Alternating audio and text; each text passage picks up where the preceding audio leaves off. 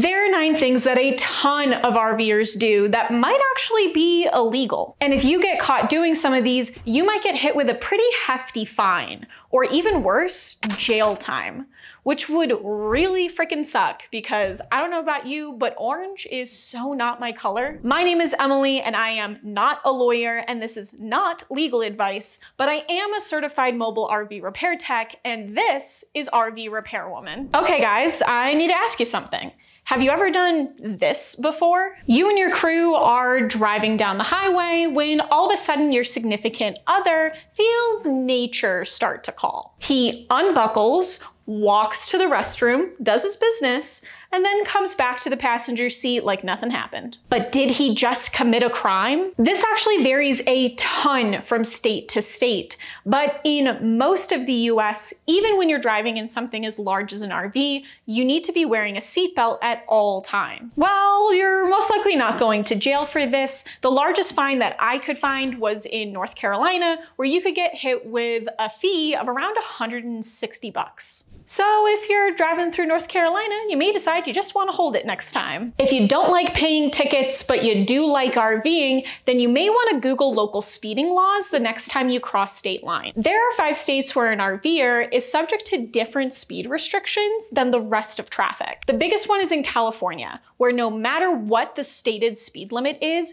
if you are towing something, you are supposed to keep it under 55 miles per hour. And you may be thinking to yourself, oh, Emily, the ticket for speeding in California is only $35. I'll take my chances. Well, I did a little bit of research, and once you tack on assessments, surcharges, and additional fees, that ticket jumps to like a $235 ticket. Maybe you're rolling in dough, but I've got other things that I would spend 200 bucks on before I just gave it to some cop in California, like wine. All right, I could not be the only person on the planet that did not know that windshield mounts are illegal in most states in the US. This goes for a mounted phone, GPS, or backup cam.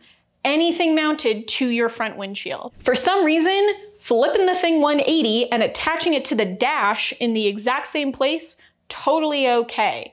But attach it to the windshield and it's a no-go. Make that one make sense. And this applies whether you're in a motorhome or in a truck pulling a tow behind. And unlike the bathroom scenario where it's unlikely you would ever get caught because someone would have to see you doing your business, this is something that a cop could see as you drove by. In reality, I don't think it's something that a cop would pull you over for, but if they've already pulled you over, let's say for speeding over 55 miles per hour in California, then that is something that they could tack on to your ticket. Just want everybody to know. I'm honestly constantly amazed about the differences in laws from state to state in this country.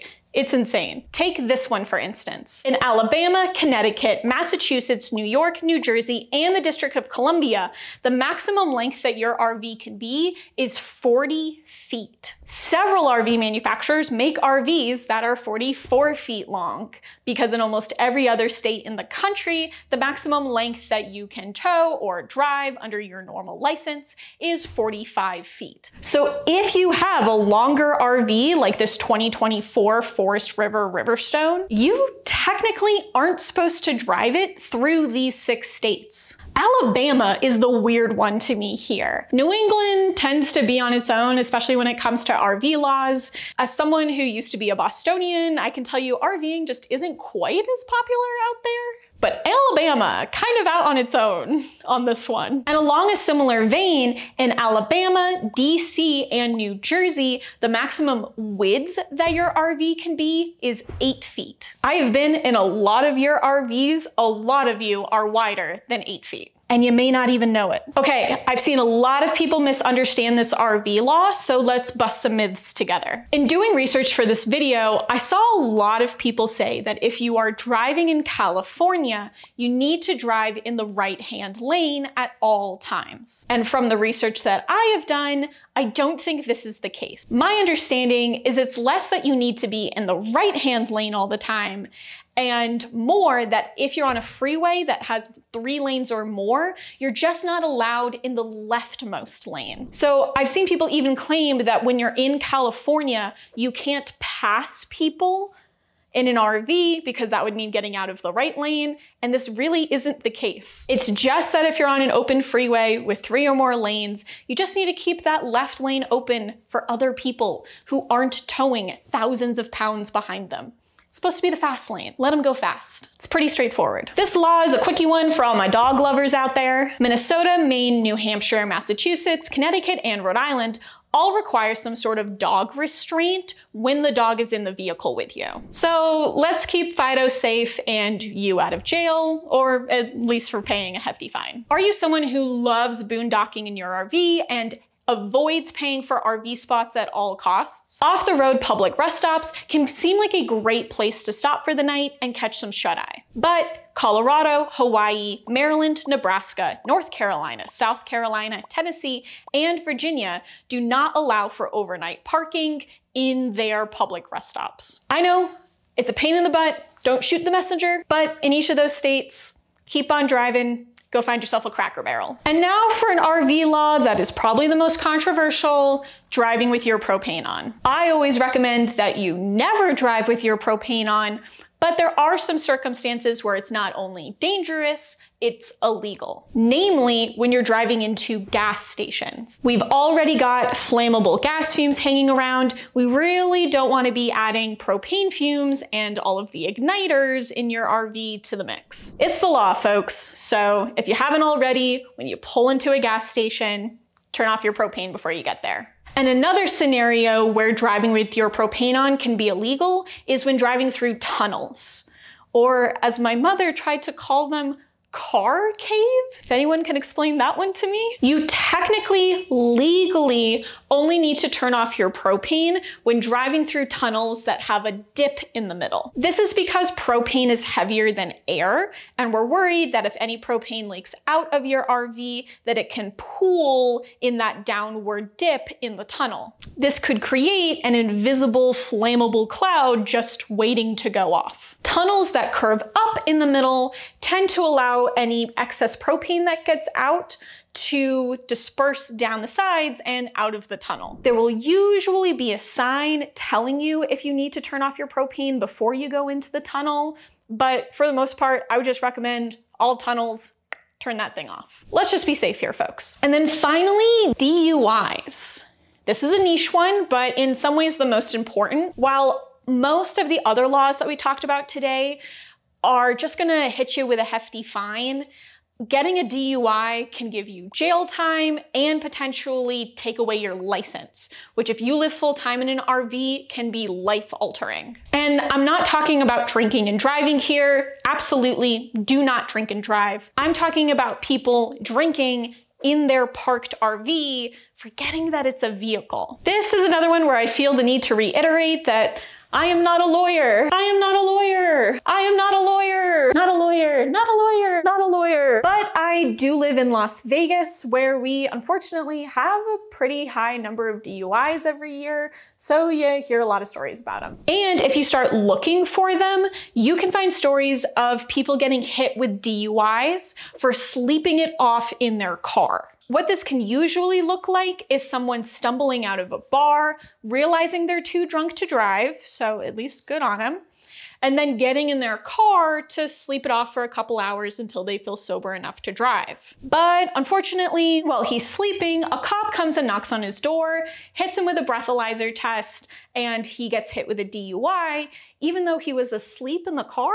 How this can be applied really varies from state to state, and honestly, from cop to cop. In some states, to avoid this, you just need to not be in the driver's seat. But in other states, you can get hit with a DUI for being asleep, drunk in the back seat with the keys in your pocket. If we zoom out a little here, in my eyes, there isn't a ton of difference between somebody drunk and asleep in the backseat of their car and you drunk and asleep somewhere in your motorhome. I bring this kind of story up because I run into a lot of RVers that really think of their RV as their home on wheels and sometimes forget that RV stands for recreational vehicle. My understanding is that if you're in an RV park, you're probably fine. But if you're staying in a rest stop or parked in a parking lot, like in a Walmart or a Cracker Barrel, Now we're getting into a gray area. And this may also depend a lot on what kind of RV you have. If you're drunk and passed out in your fifth wheel, I think you can make a pretty good case that you weren't intending on driving the truck. Now things are getting more gray. And especially for my van lifers who like to stealth camp in urban areas, there's honestly very little difference between you drunk and asleep in your bed to someone drunk and asleep in the backseat of their car. This is not me vilifying drinking. I joke about mimosas and wine on this channel all of the time. But I do want to promote drinking responsibly. And I don't want some unexpected person out there to get hit with a DUI when they weren't even thinking of themselves as being in a vehicle. They just thought they were having a beer at home. From my research, and again, I am not a lawyer, not a lawyer, not a lawyer. Here are some things that if you're worried about this, you could potentially do when you're having a beer in your motorhome. With the massive, huge caveat of don't actually drink and drive. Like, this is to prevent you from getting a DUI for when you were totally parked and not going anywhere. Number one, park in a legal spot. If you're staying on private property like an RV park, you're most likely fined from a cop ever interacting with you. But if you're staying in a Walmart parking lot, a Cracker Barrel, street parking, or a rest stop, now we're getting into spaces where a cop may be willing to come knock on your door. So maybe it's not a great time to crack open a beer. 2, keep the keys away from the ignition and away from you. If you have a safe, maybe throw the keys in there, so you can again show that you did not have intent of driving the vehicle. 3, make sure the engine is turned off. When we're boondocking, we sometimes turn on the engine in order to top off our batteries or to help kickstart a generator. But legally, and to a cop that's just shown up, there really isn't a whole lot of difference between you turning on the engine to top off a battery and you turning on the engine with the intent of driving away. And number 4, do not sleep in the driver's seat. I know in a lot of motorhomes and in van builds, we put swivel seats on the driver's seat, so that way the driver's seat can sort of act as another chair in your living room. And it can be totally easy to pop in a movie, drink a couple beers, and fall asleep in your living room. And totally forget that you are now drunk and asleep in the driver's seat of a vehicle. Those are just some of the general tips I could find from doing a little bit of research about this online. Not legal advice. I'm not a lawyer. Do not drink and drive. I just think this is a thing that not a lot of people think about in their RVs. Don't actually drink and drive. You got this. Now you know how to avoid some laws that affect specifically RVers. If you'd like to learn how to avoid some other RV fails and learn a thing or two along the way, check out this video. This has been RV Repairwoman. You got this.